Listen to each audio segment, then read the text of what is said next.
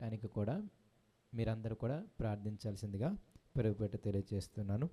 అందరం కూడా తలలు వంచినట్లయితే ప్రార్థన చేసుకొని కొద్ది నిమిషములు మనం వాక్యాన్ని ఆలోచిద్దాం. పరిశుద్ధుడా, ప్రేమ కలిగిన మా తండ్రి, మరొక మారు ప్రభువా, నీ ఘనమైన దివ్యమైన పాదములకు వేలాది వందలాది స్తుతులను స్తోత్రములు మేము తెలియచేసుకుంటూ ఉన్నాం. దేవ, మరొకసారి ప్రభువా నీ సన్నిధానంలోనికి మేము అందరం వచ్చి ఉన్నాం. ప్రభువా, నాతో మాతో మీరు మాట్లాడండి. మీరే తండ్రి మీ కృపను తండ్రి తోడుగా ఉంచి అయ్యా మా అందరికీ ఆదరణ కలిగించే మాటలను, మా అందరికీ కూడా తండ్రి ఆలోచన కలిగించే మాటలను, మా అందరికీ కూడా నాయన నీ మీద ఆశ కలిగించే మాటలను మాతో మాట్లాడమని దేవా, నీ గురించి ఎంతగా మేము తెలుసుకుంటే మా జీవితాలు అంతగా తండ్రి చక్కగా ఉండగలుగుతాయి ప్రభువా. కాబట్టి నాయన ఎక్కువగా నీ గురించి తెలుసుకోవడం మాకు నేర్పించండి. నీ అత్యున్నతమైన స్థితిని తెలుసుకోవడం మాకు నేర్పించండి. నీ మహోన్నతమైన స్థితిని తెలుసుకోవడం మాకు నేర్పించండి. నువ్వు ఎంత గొప్ప దేవుడవో, నువ్వెంత గొప్ప దేవుడవో ప్రభువా, మేమందరము తండ్రి తెలుసుకుంటూ అయ్యా మా హృదయములన్నీ కూడా ఆదరణతో నింపబడటానికి అయ్యా మీరు మాకు సహాయము చేయమని, ప్రతి విషయంలో తండ్రి మీ ఆత్మను తండ్రి తోడుగా ఉంచి నాయన చెబుతున్న నాకుని వింటున్న ప్రతి ఒక్క బిడ్డకని అయ్యా మీరే తండ్రి నాయన సహాయము చేయమని, అయ్యా చెప్పగలిగే మనస్సును, అయ్యా విని గ్రహించగలిగే హృదయాలను నాకును వారికి దయచేయమని దేవా, మీ యొక్క మనస్సు మీ యొక్క ఆత్మకి మాత్రమే తెలుసు నాయన. కాబట్టి దేవా, దయచేసి మీ ఆత్మని తండ్రి మా అందరిలో ఉంచి నాయన మీరే మమ్మల్ని నడిపించమని, నడిపిస్తారని కూడా నమ్మొచ్చు. మనుషులు కూడా మమ్మల్ని అందరినీ మరుగు చేసి మీ నామానికే సకల మహిమయు ఘనతయు ప్రభావములు పొందుకుంటారని కూడా నమ్మొచ్చు. యేసు నామములో ప్రార్థన అడుగుతున్నాము తండ్రి, ఆమేన్.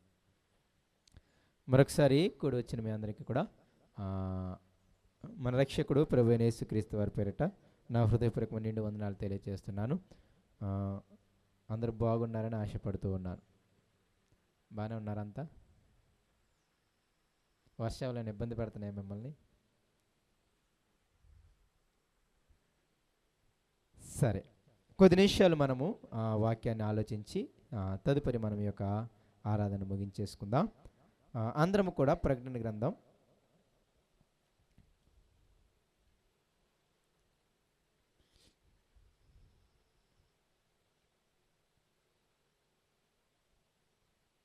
7వ అధ్యాయము 9వ వచనం నుండి 17వ వచనం వరకు కూడా మనం ఈరోజు ధ్యానించుకుందాం. గత శుక్రవారము బైబిల్ స్టడీలో మేమందరం కూడా మరి ప్రకటన గ్రంథంలో కొన్ని విషయాలని, దేవుణ్ణి ఎలా స్తుతించారు, దేవుణ్ణి 24 మంది పెద్దలు ఎలా స్తుతించారని కానీ, 4 జీవులు ఎలా స్తుతించారని కానీ, తర్వాత కోట్ల మంది దేవదూతలు ఎలా స్తుతించారు అని కానీ, తర్వాత పరిశుద్ధులు ఎలా స్తుతించారు అనేది మనము ఈ యొక్క ప్రకటన గ్రంథంలో చూస్తూ ఉంటాం. అయితే ఈరోజు నేను పరిశుద్ధులు దేవుని ఎలా స్తుతించారు అనే విధానంతో పాటు అసలు ఈ సందర్భమును దేవుడు రాయించటానికి గల ప్రాముఖ్యము, దాని వెనక తన యొక్క ఉద్దేశము మీకు చెప్పి నేను ముగించి వేస్తాను. అయితే ఈ ప్రకటన గ్రంథము మనందరికీ తెలిసిన విషయము. ఈ ప్రకటన గ్రంథాన్ని ఎవరు రాశారు అంటే ఏం చెప్తారు? ప్రకటన గ్రంథాన్ని ఎవరు రాశారు చెప్పాలి? అపోస్తులుడైన, పేరు గట్టిగా రావట్లేదు, అపోస్తులుడైన యోహాను గారు. ఇదిగో యోహాను సువార్త, 1 యోహాను పత్రిక, 2 యోహాను పత్రిక, 3 యోహాను పత్రిక, అవి ఏ యోహాను గారైతే వ్రాసారో అదే యోహాను గారు ఈ ప్రకటన గ్రంథాన్ని కూడా వ్రాసినట్టుగా మనం చూస్తాం. అయితే ఈ ప్రకటన గ్రంథము సుమారుగా ఎప్పుడు రాయబడింది అని ఆలోచించినప్పుడు, ఎప్పుడు రాయబడింది అంటే మీరు ఏమైనా చెప్పగలరా? ఏ సంవత్సరంలో రాయబడింది అంటే సుమారుగా క్రీస్తు శకము 95-96లో అంటారనమాట. ఎప్పుడు? క్రీస్తు శకము 95-96 సంవత్సరంలో. ఎందుకు ఈ మాటలు చెబుతున్నాను అంటే ఇది కొంచెం మీరు అర్థం చేసుకోవడానికి ప్రయత్నం చేయండి. ఈ ప్రకటన గ్రంథము ప్రత్యేకంగా యోహాను గారికి ఆదరణ ఇవ్వటానికి రాసిన గ్రంథము.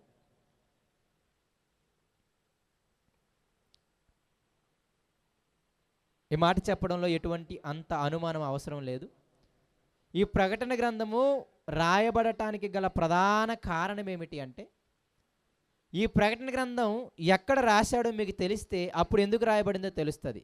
ఇంతకీ ఈ యోహాను గారు పద్మాసు ద్వీపంలో ఈ ప్రకటన గ్రంథాన్ని రచించినట్టు మనందరము చూస్తాం. అంటే పద్మాసు ద్వీపంలో యోహాను గారు శిక్షకి వెళ్ళినప్పుడు, పద్మాసు ద్వీపానికి విహారయాత్రకి వెళ్ళలేదు కానీ ఆయన, ఇదిగో డొమిషియన్ అనే చక్రవర్తి యోహాను గారు యేసయ్య గురించి ప్రకటిస్తున్నాడు అని, అనేక మంది జనాంగాన్ని యేసుక్రీస్తు వైపు నడిపిస్తున్నాడు అని తెలిసి, ఇదిగో అతన్ని ఏమీ చేయలేక ఒకసారి అంతకుముందు నూనెలో వేశారు అని చరిత్రకారులు చెబుతారు. సలసల కాగే నూనెలో వేసినప్పటికీ అతను చనిపోలేదంట. ఇక అందుకే ఆయనకి అతి భయంకరమైన మరణాన్ని ఇద్దాము అనే ఉద్దేశంతో, రెండవది అసలు మనుషులు లేని చోట పాడేస్తే వీడు ఎవరిని మార్చలేడు కదా. మనుషులున్న చోట ఇతను ఉంటేనే ఆ మనుషులకి యేసయ్యను గురించి చెప్పి మార్చగలడు. కాబట్టి మనుషులు లేని చోట పాడేస్తే ఏ ఇబ్బంది ఉండదని చెప్పి ఆ చక్రవర్తి ఏమనుకున్నాడు అంటే, ఆ యొక్క యోహాను గారిని ఆ పద్మాసు ద్వీపములో పడేశాడు. ఇంతకీ ద్వీపము అంటే అర్థము మీకు తెలియాలి. ద్వీపము అంటే అర్థం ఏంటి తెలుసా? చుట్టూ నీళ్ళు ఉంటాయి, మధ్యలో భూభాగం ఉంటుంది, దాన్ని ద్వీపము అంటారు. అర్థమవుతుందా? చుట్టూ సముద్రము, మధ్యలో కొంచెము భూభాగము, దాన్ని ఏమంటారు అంటే ద్వీపము అంటారు. మీరు ఎప్పుడన్నా విజయవాడలో భవానీ ఐలాండ్ చూసారా? భవానీ ఐలాండ్కి వెళ్ళలేదు ఎవరు? ఐలాండ్ అంటేనే అర్థం ఏంటి అంటే తెలుగులో ద్వీపము అని అర్థం. భవానీ ఐలాండ్ అంటాం. ఇంతకీ ఏంటంటే భవానీ ఐలాండ్ ఏం లేదు, అదొక పార్కు. ఆ పార్క్ ఎక్కడ ఉంటుంది అంటే కృష్ణానదికి నీళ్ళ మధ్యలో ఉంటుంది. ఎక్కడ ఉంటుంది? కృష్ణానదికి కరెక్ట్గా నీళ్ళ మధ్యలో ఉంటుంది. దాని దగ్గరికి వెళ్ళాలంటే ఒక 100 రూపాయలు ఇచ్చి బోట్ ఎక్కి వెళ్ళి కొంచెంసేపు ఉండి మళ్ళీ తిరిగి రావాలి. సో చుట్టూ నీళ్లు ఉండే ప్రదేశాన్ని ద్వీపము అంటారు. అయితే ఈ పద్మాసు ద్వీపంలో మనుషులు ఎవరు ఉండరు. ఇక వాడంతటా వాడే చచ్చిపోవాలి, వాడికి విరక్తి వచ్చి చచ్చిపోవాలనే ఉద్దేశంలో ఆ రాజు ఏం చేశాడు అంటే ఆయన అక్కడ పడేశాడు. అయితే ఈ పద్మాసు ద్వీపంలో ఒక్కడే ఉన్నాడు యోహాను. అందులో 95-96 సంవత్సరములు అంటే యోహాను గారికి కూడా 100 సంవత్సరాలు వచ్చేసాయి. మినిమం 90 దాటి ఉంటాయి, అంతేనే కదా. యోహాను గారు కూడా యేసయ్యతో పాటు ఆయన అనుకుందాం. యేసయ్య ఎప్పుడు పుట్టాడు అంటే క్రీస్తు శకం 1వ సంవత్సరంలో అనుకుందాం సపోజ్ మీ ఉద్దేశంలో.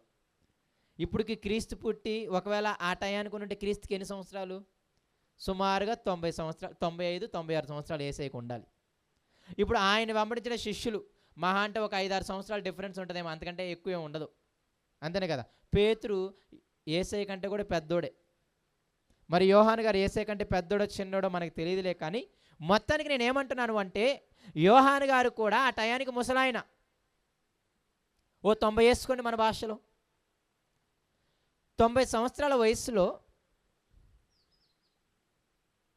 ఏకాకిలాగా ఆ యొక్క పద్మాసు ద్వీపంలో ఒక్కనే పడేస్తే, అటు చూస్తే ఎవరుండరు, ఇటు చూస్తే ఎవరుండరు. సరే ఎక్కడన్నా ఎవరైనా దొరుకుతారేమో నడుచుకుంటా వెళితే కొంత దూరం వెళ్ళిన తర్వాత నీళ్లు కనపడతాయి, సముద్రం.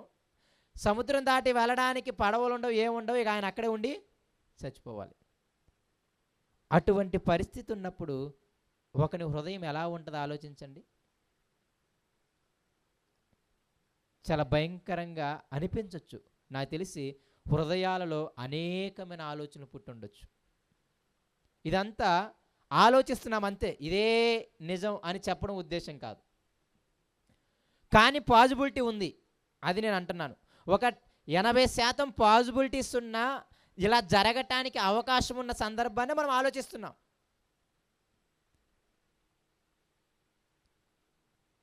ముసలి వయసులో ఏకాంతంగా ఒక్కనే ఏకాకిలాగా ఆ ద్వీపంలో పడేస్తే అతని స్థితి ఎలా ఉంటుందో చెప్పండి. పైగా ఎందుకు నన్ను ఇలా పడేశాడు అనే ప్రశ్న వేసుకున్నప్పుడు యేసయ్యని నేను ప్రకటించడం ద్వారా, యేసయ్యని రాజుగా ప్రకటించడం ద్వారా, యేసయ్య దేవునిగా ప్రకటించడం ద్వారా నన్ను ఇక్కడ వేశారు అని అనుకున్నప్పుడు, ఒకవేళ యేసయ్యని ప్రకటించకపోతే సుఖంగా ఉండేవాడు అక్కడ. అంతేనే కదా? యేసయ్య సర్వాధికారం కలిగిన దేవుడు, సర్వశక్తిమంతుడు అని ఎరిగి ఆయన్ని అక్కడ ఎరిగి ప్రకటించాడు కాబట్టి అక్కడ వేశారు. అప్పుడు ఏమన్నా ఇలా అనుండొచ్చేమో, ఏమన్నా సాతాను మోసం చేయడానికి అవకాశం ఉండుండొచ్చు. అవునా కదా? అరే యేసయ్య ఏమో దేవుడు అన్నావు, ఆయన ఎవరన్నావు? సర్వాధికారము కలిగిన దేవుడు అన్నావు. ఈ ప్రకటన గ్రంథంలో ఆ మాట చాలా బాగా వాడతాడు. వర్తమాన భూత భవిష్యత్ కాలాలలో సర్వాధికారము కలిగిన దేవుడు. ఆ మాటకి కూడా అర్థం ఉంది. ఇదిగో గత కాలంలో దేవుడు సర్వాధికారం కలిగినోడు, అందుకే ఫరో రాజును ఓడించాడు, నెబుకద్నెజరు రాజుని గడ్డి మేసేలా చేశాడు, అనేక రాజ్యాలని, అశ్షూరు సామ్రాజ్యాన్ని, బబులోను సామ్రాజ్యాన్ని, గ్రీకు, పారసిక ఈ సామ్రాజ్యాలన్నిటినీ కూడా తుత్తినీలుగా చేశాడు. కాబట్టి మన దేవుడు సర్వాధికారి అని అర్థమవుతుంది. మరి వర్తమానములో, మరి రేపు రాబోయే కాలంలో ఆయనే సర్వాధికారం కలిగినోడు అంటారా? ఒకవేళ వర్తమానంలో అంటే జరిగే ప్రజెంట్ సిచ్యువేషన్లో ఆయన సర్వాధికారి అయితే మరి ఈ డొమిషియన్ చక్రవర్తిని ఎందుకు ఏమనలేకపోయాడు? ఆయన సర్వశక్తిమంతుడు అయితే, సర్వాధికారి అయితే, ఈ రాజు ఈ చక్రవర్తి నన్ను ఇలా ఇబ్బంది పెడుతూ నన్ను ఈ పద్మాస దీపంలో వేసినప్పుడు ఆ దేవుడు అసలు చూస్తున్నాడు ఏమన్నా? ఎందుకు ఆపలేకపోయాడు? మేబీ 2 ప్రశ్నలు మన హృదయంలో వస్తాయి. అసలు ఆ దేవుడు చూచేవాడేనా? అసలు ఆ దేవుడు జీవించే దేవుడేనా? జీవిస్తేనే కదా ఆయన చూడగలిగేది, జీవిస్తేనే కదా ఆయనకి మన హృదయ వేదన అర్థమయ్యేది. అవునా కదా? ఈ 2 ప్రశ్నలు కూడా అతను ఉండొచ్చేమో. ఆయన విశ్వాసాన్ని తక్కువ చేయట్లేదు, ఆయన నమ్మకత్వాన్ని తక్కువ చేయట్లేదు. ఆయన ఎంత గొప్పడో అర్థం చేసుకోవడానికి మనం ప్రయత్నించేద్దాం. రెండవది, అతన్ని ఆదరించటానికి దేవుడు ఎంత దిగొచ్చాడో అర్థం చేసుకోవాలి. అది నా మెయిన్ ఉద్దేశం. సర్వాధికారము దేవుడిదని చెప్పాను, కానీ ఈ రాజునేమో జయించలేకుండా నన్నే వీళ్ళు ఇబ్బంది పెడుతున్నాడు. అసలు నిజంగా దేవుడేమో సజీవుడు అంటున్నాము, జీవించే దేవుడు అంటున్నాము, మరి ఆయన ఏమో చూస్తున్నాడు లేదో నాకు తెలియదు, నా బాధని, నా హృదయ వేదన ఆయనకు అర్థమవుతుందో లేదో, మరి ఇంతగా ఆయనకు హృదయం ఉందో లేదో అనే సందేహాలు కూడా అతనికి వచ్చి ఉండొచ్చు.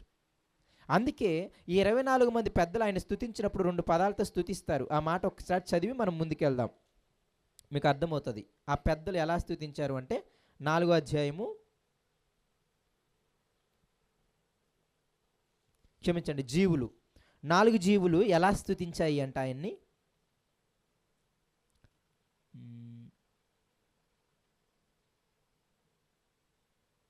4వ అధ్యాయము, ప్రకటన గ్రంథము 4వ అధ్యాయము 8వ వచనము. ఆ జీవులు ఏమని స్తుతించాయో మీరు చూడండి. ఈ 4 జీవుల్లో ప్రతి జీవికి 6 రెక్కలుండెను, అవి చుట్టూను రెక్కల లోపటను కన్నులతో నిండి ఉన్నవి. అవి భూత వర్తమాన భవిష్యత్ కాలములలో ఉండు సర్వాధికారి అయ్యు దేవుడు నాకు ప్రభువు పరిశుద్ధుడు పరిశుద్ధుడు పరిశుద్ధుడు అని మానక రాత్రింబగలు చెప్పుచుండెను. ఏమని స్తుతిస్తున్నాయి తెలుసా? వర్తమాన భూత భవిష్యత్ కాలాలలో సర్వాధికారము కలిగిన దేవుడు. పరిశుద్ధుడు పరిశుద్ధుడు అని స్తుతిస్తూ ఉన్నాయి. ఆ స్తుతించేదాన్ని ఎవరికి చూపిస్తున్నాడు దేవుడు? యోహాను గారికి చూపిస్తున్నాడు. ఇదంతా కూడా 4వ అధ్యాయం మొదటి నుంచి చదవండి. ఈ సంగతులు జరిగిన తర్వాత నేను చూడగా ఇదిగో పరలోకమందు ఒక తలుపు తెరవబడి ఉండెను, మరియు నేను మొదట వినిన స్వరము బూరధ్వని వల్ల నాతో మాట్లాడుతూ వింటిని. ఆ మాట్లాడువాడు ఇక్కడికి రమ్ము, ఇక మీదట జరగవలసిన వాటిని నీకు కనపరిచేదను. ఒకడు వచ్చాడంట, యోహాను ఏం చేశాడు తెలుసా? ఎత్తుకొని వెళ్ళిపోయి ఆ పరలోక ద్వారాన్ని తెరిచి ఇప్పుడు పరలోకంలో జరిగేది ఆయనకు చూపిస్తున్నాడు. మొదటిది ఏం చూపిస్తున్నాడు తెలుసా? జీవులు ఆయన్ని సర్వాధికారి అయిన దేవుడు అని స్తుతించడం చూపిస్తున్నాడు. తర్వాత 24 మంది పెద్దలు ఏమని స్తుతిస్తున్నారో చూడండి. 11వ వచనము. ఆ 24 పెద్దలు ఆ 24 పెద్దలు సింహాసనమందు ఆసీనుడయుండు వాని ఎదుట సాగిలపడి యుగ యుగములు జీవించుచున్న వానికి నమస్కారము. ఎవరంట? యుగ యుగములు జీవించేవాడు. ఇంగ్లీష్లో లివ్స్ ఆన్ అంటారనమాట. లివ్స్ ఎంతవరకు? ఫర్ ఎవర్ అండ్ ఎవర్ అంటాడనమాట ఇంగ్లీష్లో, మీకు అర్థం అవ్వాలి అంటే. అంటే దాని అర్థం ఏంటంటే అన్ని యుగాలలో ఆయన జీవించే దేవుడు అని ఎవరు స్తుతిస్తున్నారు? పెద్దలు స్తుతిస్తున్నాయి. 4 జీవులేమో సర్వాధికారాన్ని స్తుతిస్తున్నాయి. పర్టికులర్గా ఆ పదాలే స్తుతించడానికి కారణం ఏమిటి? ఆ సమయంలో అలాగే ఎందుకు స్తుతించాలి? ఆలోచిద్దాం అంతే, నేనేం అనటం లేదు. పాత నిబంధన మీరు చూసిన సందర్భాన్ని బట్టే స్తుతించినట్టు కనపడుతుంది. యుద్ధానికి వెళ్ళి గెలిచినప్పుడు యుద్ధము చేయి యెహోవానికి స్తోత్రాలు అని మాట్లాడతారు. ఇదిగో సైన్యములకు అధిపతి యెహోవా అని అంటారు. ఎప్పుడు తెలుసా? యుద్ధం చేసినప్పుడు, గెలిచినప్పుడు సైన్యములకు అధిపతి యెహోవానికి స్తోత్రాలు అంటారు. సందర్భాన్ని బట్టే వాళ్ళు దేవుణ్ణి స్తుతిస్తారు. ప్రతీకారం చేయి దేవా యెహోవా, త్వరగా దిగు, ఈ యొక్క గర్విష్ఠులను చూచి వాళ్ళకి త్వరగా ప్రతీకారం చేయని అంటాడు. ఇదిగో నేను శ్రమలో ఉన్నా, కష్టంలో ఉన్నా, సహాయకుడు నాకు సహాయం చేయి, ఆదరణకర్త నన్ను ఆదరించు. సందర్భాన్ని బట్టి మాత్రమే వాళ్ళందరూ స్తుతిస్తారు, ఆ నామాన్ని పలుకుతారు. అందుకే మీరు చూడండి, ఐగుప్తు తెగులు తీసుకొచ్చినప్పుడు, 10 తెగులు తీసుకొచ్చినప్పుడు అక్కడ వాడబడిన పదము సర్వశక్తిమంతుడు అని. ఏమంతుడు? సర్వశక్తిమంతుడు అని. ఎందుకు ఆ సమయంలోనే సర్వశక్తిమంతుడు వాడాడు? ఐగుప్తులు పూజించే ఆ 10 రకాల దేవతలు వాళ్ళు శక్తులుగా భావించే వాళ్ళని కాపాడలేకపోయారు. అందుకే అక్కడ రాయబడిన మాట, ఐగుప్తు దేవతలందరికీ ఆయన ఏం చేశాడు? తీర్పు తీర్చాడనే మాట అంటారు. అంటే అన్ని శక్తుల కంటే ఈయన సర్వశక్తిమంతుడు. అందుకే మొట్టమొదటి సర్వశక్తిమంతుడు అనే పదం అక్కడ వాడాడు. ఫరో చక్రవర్తిని ఓడించిన తర్వాత అక్కడ రాయబడిన మాట ఏంటి అంటే సర్వాధికారము కలిగిన దేవుడు అని. ఎందుకు? ఫరోదే చక్రవర్తిది అధికారం అనుకున్నాం, కానీ ఇప్పుడు ఎవరిది అధికారం? దేవుడిది అని. నా ఉద్దేశాలు ఎందుకు ఇన్ని చెబుతున్నాను అంటే, ఆరాధించటము సందర్భానుసారంగా సిచ్యువేషనల్గా ఉంటుంది. అయితే ఇప్పుడు యోహాను గారిని ఒకరు వచ్చి తీసుకెళ్ళి ఆ పరలోకములో ఆ 24 మంది పెద్దలు కానీ, లేకపోతే ఆ 4 జీవులు కానీ ఎలాగ స్తుతిస్తున్నాయో, ఏమని స్తుతిస్తున్నాయో చూపిస్తున్నారు యోహాను గారికి. జీవులేమో సర్వాధికారి అని చెబుతున్నాడు. అంటే ఏ కాలాల్లో తెలుసా? అన్ని కాలాలలో. పెద్దలేమో జీవించు దేవుడు అంటున్నారు. ఏ కాలాలు అంటే అన్ని కాలాలలో. ఎందుకు అలా అనుండొచ్చు అంటే, యోహాన్ మేబీ బలపరచటానికి, ఆయన్ని ఆదరించటానికి.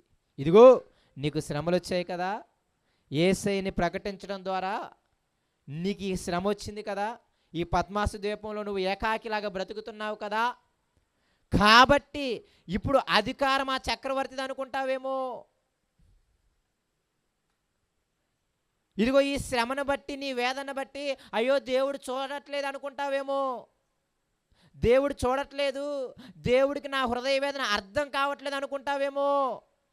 దేవుడు ఎప్పటికీ సర్వాధికారే, ఆయన ఎప్పటికీ జీవించుతున్న దేవుడే. జీవించువాడు అంటే అర్థం ఏంటి అంటే వాడు అన్నీ అర్థం చేసుకోగలడు అని అర్థం. జీవించే మనిషి దగ్గరికి చచ్చిపోయిన మనిషి దగ్గరికి ఇద్దరిని జ్ఞాపకం పెట్టుకొని చచ్చిపోయిన శవం దగ్గరికి వెళ్ళి నీ బాధ చెప్పావనుకో, నీ హృదయ వేదన అంతా కుమ్మరించావనుకోండి, ఎమ్మట లేచి అవునా విజయ్ నీకెంత బాధ ఉందా, అయితే నేను తీరుస్తాను అని అంటదా అనదా? అంటదా? అనదు. ఎందుకు అనది చెప్పండి? అందులో జీవం లేదు. అదే జీవించుచున్న సందీప్ దగ్గరికి వెళ్ళి ఇలా ఇలా బాధగా ఉంది, లేకపోతే ఇలా ఇలా అవసరం ఉంది అని చెప్పినప్పుడు సందీప్ ఏం చేస్తాడు? అవునా అన్న, అయితే ప్రేయర్ చేద్దాం, లేకపోతే సహాయం తనకున్న దాంట్లో ఏదో ఒకటి సహాయం చేద్దాం అని అనుకుంటాడు. ఇంతకీ మరి శవమేం అనుకోలేదు, ఈయన ఎందుకు అనుకున్నాడు అలా? రెండింటికి తేడా ఏంటి తెలుసా? జీవించుచున్న మనిషికి ఆ వేదన అనుభవిస్తున్న ఆ హృదయ వేదన తనకు అర్థమవుతుంది, ఎందుకంటే తనకు కూడా హృదయం ఉంది కాబట్టి. జీవించిన వ్యక్తికి అర్థం కాదు. అదే ఇక్కడ యుగయుగములలో జీవించుచున్నవాడు అని అంటే ఏంటి అంటే ఆయన నీ హృదయ వేదనని అర్థము చేసుకోగలిగిన దేవుడు. నేను ఇదే అనుకుంటున్నాను. అంటే శ్రమలలో ఉన్న వేదనలో ఉన్న ఆ యోహాను గారిని దేవుడు సాక్షాత్తు ప్రత్యక్షమై, దర్శన రూపంలో దేవుడు ప్రత్యక్షమై ఆ పరలోకము యొక్క వైభోగాన్ని చూపిస్తున్నాడంటే మీరు చదవండి 4-5 అధ్యాయాలు. పరలోకంలో సింహాసనం ఉంది, ఆ సింహాసనం మీద దేవుడు కూర్చున్నాడు, ఆ దేవుడు సింహాసనం చుట్టూ ఇంకో 24 సింహాసనాలు ఉన్నాయి, ఆ 24 సింహాసనాల్లో పెద్దలు కూర్చున్నారు, 24 మంది పెద్దలు. ఇదిగో మళ్ళీ దేవుని సింహాసనానికి ముందు వెనక ఆవరణ 4 జీవులు ఉన్నాయి, మళ్ళీ ఈ ముగ్గురికి చుట్టూ కోట్ల మంది దేవదూతలు ఉన్నాయి. అయితే ఈ మధ్యలో సింహాసనం మీద ఉన్న దేవుణ్ణి ఆ 4 జీవులు స్తుతిస్తున్నాయి, ఆరాధిస్తున్నాయి, ఆ 24 మంది పెద్దలు స్తుతిస్తున్నారు, ఆరాధిస్తున్నారు, ఆ కోట్ల మంది దేవదూతలు స్తుతిస్తున్నాయి, ఆరాధిస్తున్నారు. ఈ ఆరాధన అంతా, ఈ పరలోక వైభోగం అంతా యోహాను గారికి ఎందుకు చూపించాలి? అది నా ప్రశ్న. మత్తయ్య గారికి చూపించుండొచ్చుగా? మిగతా అపోస్తలులు ఎవరు లేరా? ఉన్నారా లేరా? వాళ్ళకెందుకు పరలోక వైభోగం చూపించలేదు? అది నా ప్రశ్న. ఇంతగా పరలోకంలో ఇలా జరుగుద్దని ఇంత క్లియర్ కట్ వ్యూ ఏ శిష్యునికి ప్రత్యక్షపరిచినట్టు మనం చూడం. మిగతా 11 మంది శిష్యులు ఎవరికి ఇలాగ ప్రత్యక్షపరిచినట్టు మనం చూడం. ఈవెన్ పౌలుకు కూడా అక్కడక్కడ ప్రత్యక్షపరిచినట్టు చూడొస్తుంది. కానీ పౌలు గారి బోధలన్నీ కూడా ఎలా ఉంటాయంటే మీరు బ్రతకండి, మీరు జీవించండి, మీరు అలా ఉండండి, ఇలా ఉండండి, ఇలా ఉండమాకండి, ఇలా చేయమాకండి అని ఒక క్యారెక్టర్ విధంగా చెప్పడానికి పౌలుని ఎక్కువ బిల్డ్ చేసినట్టుంటుంది. అంతేనా కదా? పౌలుని ఎక్కువగా సిద్ధాంతాలను చెప్పటానికి వాడుకున్నట్టుంటుంది, వాక్యాన్ని ఎక్కువగా విస్తరింపచేయడానికి వాడుకున్నట్టుంటుంది. కానీ ఆయన్ని కూడా బాధలో ఉన్నప్పుడు ప్రత్యక్షమయ్యి నా కృప నీకు చాలే, సైలెంట్గా ఉండు అన్నాడు. నేనేమంటాను అంటే యోహాను ఇన్ని సంవత్సరాలు బ్రతికి, ఇన్ని సంవత్సరాలు జీవించి, దేవుని పనిని నమ్మకంగా చేసి ఉన్నాడు కాబట్టి ఆ శ్రమలలో అతన్ని ఆదరించటానికి, ఒకవేళ ఆ శ్రమల్లో తన విశ్వాసాన్ని కోల్పోకుండా ఉండటానికి దేవుడు తనంతట తానే దర్శన రూపంలో ప్రత్యక్షమైనట్టు మనకు కనపడుతుంది. ఈ పరలోక వైభోగము చూసినప్పుడు అతనికి కలిగేది ఏంటి అంటే ఆదరణ. అది ఎలా కలుగుతుందో మీకు ముందు చెబుతాను నేను. ఈ పరలోకంలో దేవుని చూసాము, 4 జీవులను చూసాం, 24 మంది పెద్దలను చూసాం, కోట్ల మంది దేవదూతలను చూసాం, వాళ్ళతో పాటు పరిశుద్ధులు కూడా ఉన్నారు. ఎవరున్నారు? పరిశుద్ధులు. వాళ్ళ గురించి ఎందుకు మాట్లాడుతున్నాడో మీరు చూడాలి. నిజంగా దేవుడు ఎంత బ్యూటిఫుల్ దేవుడు అనమాట. ఒక్కడి కోసం దిగి వచ్చే దేవుడు అనిపిస్తుంది. ఎవడి కోసం? ఒక్కడి కోసం. ఏ ఒక్కడు నశించిపోవుట ఆయనకి ఇష్టము లేదు అనే మాటకి 100కి 200% న్యాయం చేసే దేవుడు ఆయన. ఏదో బడాయి చెప్పే దేవుడు కాదు ఆయన. ఏ ఒక్కరు నశించిపోవటం ఆయనకి ఏం లేదంట, ఇష్టము లేదంట.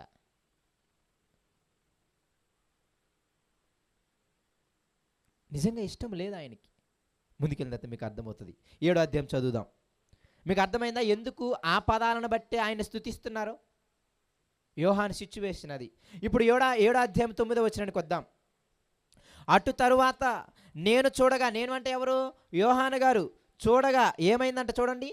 ఇదిగో ప్రతి జనములో నుండి, ప్రతి వంశములో నుండి, ప్రజల్లో నుండి, ఆయా భాషలు మాట్లాడు వారిలో నుండి వచ్చి ఎవడును లెక్కింపజాలని ఒక గొప్ప సమూహము కనబడెను.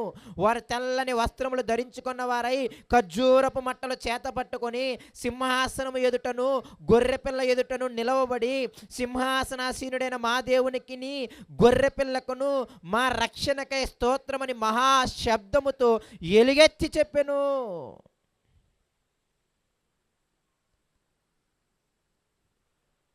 ఇదిగో ఆ పరలోకంలో ఇంకొక దృశ్యం కనపడుతుంది యోహాను గారికి. ఏం దృశ్యం కనపడుతుందంటే, లెక్కింపశక్యము కాని జనాంగం ఖర్జూరపు మట్టలు పట్టుకొని ఆనందముతో ఏడుస్తూ, ఇంగ్లీష్లో క్రయింగ్ అని ఉందన్నమాట, గొప్ప శబ్దాలు చేస్తూ దేవుణ్ణి స్తుతిస్తున్నటువంటి స్థితిని మనం చూస్తాం. వీళ్ళు కానీ లేకపోతే దేవదూతలు కానీ ఏడుస్తూ ఆనందముతో, ఆనంద బాష్పాలతో అనే మాట సబబు అనిపిస్తుంది. ఇదిగో యోహాను చూస్తూ ఉండగా కోట్ల మంది, ఇదిగో లెక్కింప సఖ్యము కాని జనాంగము. ఇంతకీ ఏ జనాంగం తెలుసా? వాళ్ళు ప్రతి భాష మాట్లాడేవాళ్ళు, ప్రతి జాతిలో నుండి ఉన్న వాళ్ళందరూ కూడా అక్కడ ఉన్నారంట. అంటే మీకు చెప్పాలి అంటే ఆ లెక్కింప సఖ్య కాని జనాంగంలో తెలుగు మాట్లాడే వాళ్ళు ఉన్నారు, హిందీ మాట్లాడే వాళ్ళు ఉన్నారు, ఇంగ్లీష్ మాట్లాడే వాళ్ళు ఉన్నారు, తమిళం మాట్లాడే వాళ్ళు ఉన్నారు, కన్నడ మాట్లాడేవారు ఉన్నారు, మరాఠీ మాట్లాడే వాళ్ళు ఉన్నారు. ఈ భూమి మీద ఎన్ని భాషలు మాట్లాడే వాళ్ళు ఉన్నారో ఆ భాషల్లో ఉన్న ప్రతి ఒక్కరు కూడా ఆ గుంపులో ఉన్నారు. ఇదిగో తెల్లోళ్ళు ఉన్నారు, నల్లోళ్ళు ఉన్నారు, ప్రతి జాతి ఉంది. ఇదిగో పొట్టోళ్ళు ఉన్నారు, పొడుగోళ్ళు ఉన్నారు. అంటే ఒక్క మాటలో చెప్పాలి అంటే ప్రపంచం నలుమూలలా ఉన్న అన్ని భాషల వాళ్ళు, అన్ని జాతుల వాళ్ళు, అన్ని ట్రైబ్స్ అన్నమాట, అందరిలో నుండి కూడా రక్షింపబడిన గుంపు ఉంది. మీకు అర్థమవుతుందా? ప్రపంచం నలుమూలలో ఉన్న అన్ని జాతులు, అన్ని భాషలు మాట్లాడేవాళ్ళు, అన్ని వర్గాల వారు కూడా ఏం చేస్తున్నారు తెలుసా?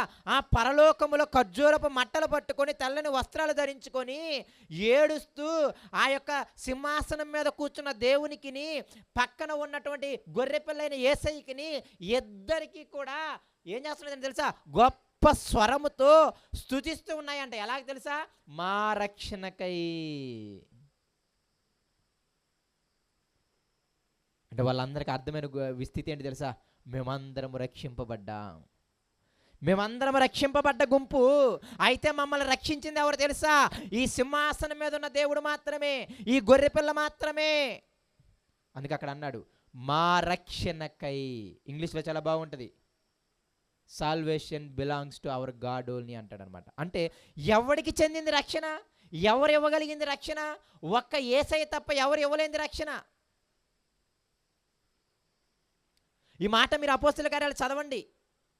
మీకు బాప్తిసం గురించి చెప్పేటప్పుడు నేను రక్షణ గురించి చెప్తాను. కానీ అయితే అక్కడ రాయబడిన మాట అపోస్తల కార్యాలు 4వ అధ్యాయం మీరు చదివితే ఈ భూమి మీద ఏ నామం వల్ల రక్షణ లేదు, కానీ యేసయ్య ఒక్క నామం వల్ల ఏముంది? రక్షణ ఉంది అని అంటాడు. మనుష్యుల్లో ఉన్న ఏ నామంలో కూడా ఏం లేదు, రక్షణ లేదు. అది మీరు ఎవరి నామానన్నా తీసుకోండి, ఎవరి పేరన్నా తీసుకోండి, ఎవడు మనల్ని రక్షించలేడు.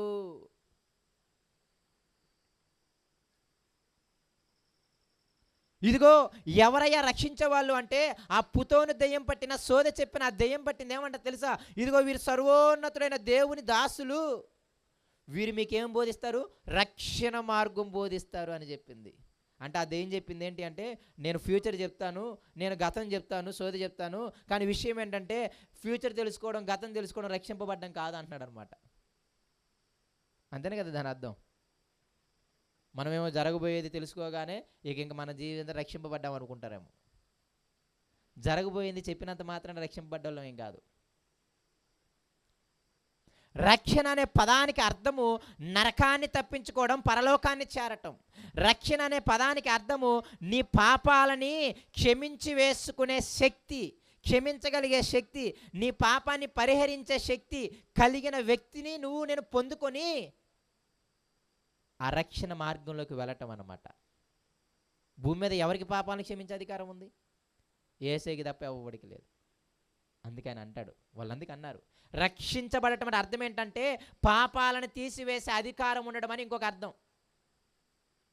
రక్షింపబడటం, రక్షణ అనే మాటలో ఏముంది అంటే మనిషి యొక్క పాపపు స్థితిని తీసివేసే అధికారము కలిగి ఉన్నవాడే రక్షించేవాడు.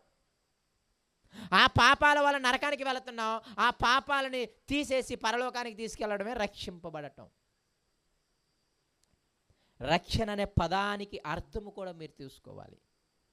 మనమేమనుకుంటామంటే రక్షింపబడం అనగానే రోగం పోగొట్టుకోవడం రక్షింపబడ్డాం అనుకుంటాం, లేకపోతే అప్పులు బాధలు పోవడం రక్షింపబడ్డాం అనుకుంటాం, కానీ అది రక్షింపబడటం కాదు.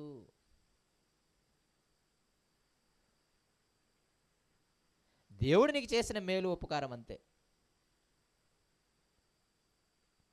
దేవుడు తన కృప చేత తన కనికరమ చేత నీవు తన బిడ్డవు కాబట్టి నీకు చేసిన మేలు ఉపకారం అంతే, అది రక్షణ కాదు.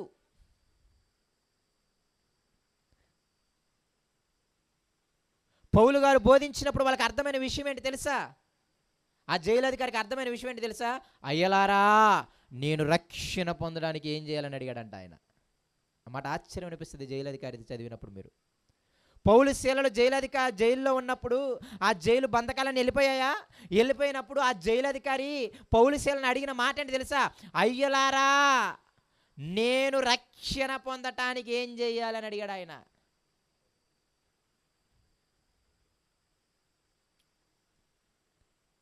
అంటే వాళ్ళ పాటల్లో కూడా రక్షణ గురించే చెప్పుంటాడు.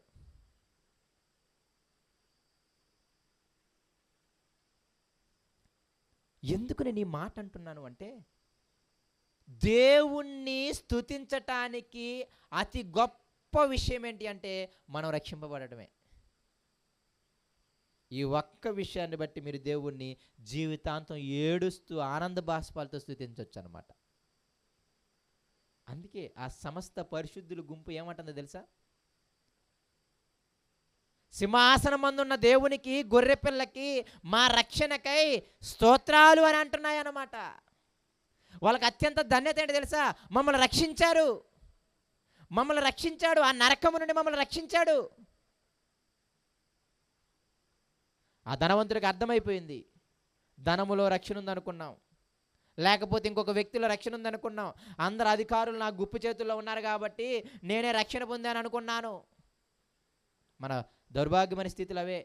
బాగా ధనం ఉంటే మనకేం చక్కగా ఉండొచ్చు, మనకే ఆపద అనుకుంటాం. మంచి అధికారులు మనకి ఫ్రెండ్స్ అయ్యారనుకోండి, మనకే బాధ, చక్కగా ఉండొచ్చు అనుకుంటాం. బాగా ధనం ఉందనుకోండి, మనకేం బాధ, చక్కగా ఉండొచ్చు భూమి మీద, అలాగా నాకేం బాధ ఉంది అనుకుంటావు. కానీ చచ్చిపోయిన తర్వాత అర్థమయ్యేది ఏంటి అంటే ఎవ్వడు కూడా రక్షించలేడు. ఆపద్దిన మంది నీ ధనము అక్కడికి రాదు. ఆ ధనవంతుడికి తర్వాత అర్థమైంది, అమ్మో భూమి మీద నాకు పిఎం తెలుసు, సీఎం తెలుసు, వాళ్ళతో నేను కలిసి భోజనం చేసేవాడిని నాకున్న ధనాన్ని బట్టి. కానీ విచిత్రం ఏమిటి అంటే వాళ్ళందరూ ఏదో పెద్ద అనుకున్నాను, కానీ అందరికంటే పెద్ద యేసయ్య అని తర్వాత అర్థమైంది. నరకము తప్పించబడటం రక్షణ, పాపాలను తీసివేసే శక్తి కలిగి ఉండడం రక్షణ, ఆ పాపాలు తీసివేసి పరలోకములో చేర్చటం రక్షింపబడటం. అందుకే ఈ సమస్త పరిశుద్ధులు ఏమంటున్నారు తెలుసా? అసలు ఖర్జూరపు మట్టలు పట్టుకొని ఆనందముతో గొప్ప శబ్దముతో ఏడుస్తూ కృతజ్ఞతలు తెలియచేస్తూ దేవుణ్ణి మమ్మల్ని రక్షించావు నువ్వు, అందుకు వాళ్ళని స్తుతిస్తున్నారంట. ముందుకెళ్దాం.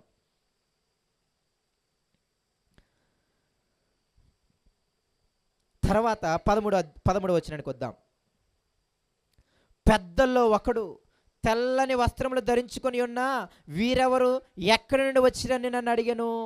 అయితే ఈ పరిశుద్ధులందరూ ఆనందముతో కేకలేస్తూ ఉంటే, ఈ పరిశుద్ధులు ఇదిగో ప్రతి జనాంగం, ప్రతి జాతి, ప్రతి భాషలో నుండి వచ్చిన వీళ్ళందరూ కూడా ఆనందముతో సంతోషముతో ఈ దేవుణ్ణి గొర్రెపిల్లైన యేసయ్యని మమ్మల్ని రక్షించావయ్యా, మాకు రక్షణనిచ్చావయ్యా అని గొప్ప శబ్దంతో కేకలేస్తూ స్తుతిస్తూ ఉంటే, దాన్ని చూసిన ఆయన చుట్టూ ఉన్న 24 మంది పెద్దలు ఒక పెద్ద లేచి ఆ యోహాన్ని అడుగుతున్నాడంట, మీరు ఇక్కడ బాగా ఫోకస్ చేయాలి. పర్సను ఇక్కడ సెంటర్ ఆఫ్ అట్రాక్షన్ ఎవరంటే యోహాను గారే. దేవుడికి కావాల్సిన వ్యక్తి యోహాను గారే. అందుకే మీరు చూడండి, ఆయన్నే తీసుకెళ్ళి పరలోక ద్వారం తిప్పించాడు. ఇప్పుడు పెద్ద ఎవరిని అడుగుతున్నాడు? యోహాను గారిని అడుగుతున్నాడు. పైగా విచిత్రం ఏంటి తెలుసా? ఆ యోహాను గారిని అడుగుతున్నాడు పెద్ద. ఏమని తెలుసా? ఇంతకీ ఎవరు వీళ్ళంతా? ఇదిగో నువ్వు చూస్తున్నావే ఖర్జూరపు మట్టలు పట్టుకొని మా రక్షణకర్తమైన దేవునికి స్తోత్రాలు అని ఎలుగెత్తి ఏడుస్తూ అన్ని జాతుల్లో నుండి, అన్ని భాషలు మాట్లాడే వాళ్ళ నుండి ఈ లెక్కింప సఖ్యము కానీ ఇంతమంది జనం వచ్చి దేవుని స్తుతిస్తున్నారే, అసలు వీళ్ళందరూ ఎవరయ్యా అని యోహాన్ని అడిగాడంట. ఎవరు? పెద్దల్లో ఒక ఆయన. ఇప్పుడు యోహాన్ ఏమన్నాడు తెలుసా? అదేంటయ్యా నన్ను అడుగుతావు, నాకేం తెలుసు? నిత్యము ఆయన సన్నిధానంలో కూర్చొని పక్కన కూర్చునే పెద్దవు నువ్వు. పరలోకంలో ఏం జరుగుతుందో, ఎవరు ఏం చేస్తున్నారో తెలిసేది నీకు. నన్ను ఎందుకయ్యా అడుగుతావా అని అంటాడనమాట. ఒక మంచి పెద్ద అని బల అంటాడు. అప్పుడప్పుడు మనుషులుగా మీరు నాకు తెలియదు అని అనుకుంటే బాగుపడతారంట. యోహాన్ నిజంగా ఒప్పుకున్నాడు నాకు తెలియదులే అని ఎవరని. అప్పుడు దేవుడు చెప్పడం స్టార్ట్ చేస్తాడు. ఆ పెద్ద చెప్పడం స్టార్ట్ చేస్తాడు. పెద్దకి తెలియక అడగలేదు. అరే బాబు తెలియాల్సింది నీకే అని మళ్ళీ ఒకసారి గెలిగాడు అనమాట ఆయన్ని. అర్థమవుతుందా మీకు? నేను ఎందుకు ఈ మాట చెబుతున్నానంటే, ఇక్కడ ఆదరించాల్సింది ఎవరిని? స్థిరపరచాల్సింది ఎవరిని? యోహాను గారిని. కాబట్టి యోహాను గారినే ప్రతి ఒక్కరూ మాట్లాడుతుండాలి. ఎందుకు నువ్వు కాన్సన్ట్రేషన్తో చూస్తున్నావు లేదని ఒకసారి గిచ్చి అడిగినట్టుందన్నమాట పెద్ద. అసలు ఎవరు వీళ్ళందరూ? అప్పుడు యోహాను గారు ఏమో నాకు తెలియదు, నేను చూడలేదు, అసలు నాకు ఎవరు కనపడట్లేదే అని అంటాడేమో అనుకున్నాడేమో పెద్ద. పర్లేదు నాకు కనపడుతున్నారులే కానీ ఎవరో నాకేం తెలుసు అని అన్నాడు అనమాట. సరే అప్పుడు పెద్ద ఏం చేస్తున్నాడు చూడండి. 14వ వచనం. అందుకు నేను అంటే యోహాను గారు ఏమన్నారు అంటే, అయ్యా నీకే తెలియననగా అప్పుడు పెద్ద ఇలాగు నాతో చెప్పెను. అప్పుడు పెద్ద చెబుతున్నాడు, పెద్దకి తెలియక అడగలేదు. నువ్వు దాన్ని ఏమంటారు తెలుసా? నిద్రపోకుండా మేలుకొని ఉన్నావా లేదా అని అడుగుతున్నాడు అనమాట యోహాను గారిని. నేను చూపించేదాన్ని కరెక్ట్గా చూస్తున్నావా లేదా అని అడుగుతున్నాడు పెద్ద. ఆ పరలోకంలో ఉన్నాయని సరిగ్గా కనపడుతున్నాయా, సరిగ్గా అర్థమవుతున్నాయా లేదా అని అడిగినట్టుంటుంది ఇది.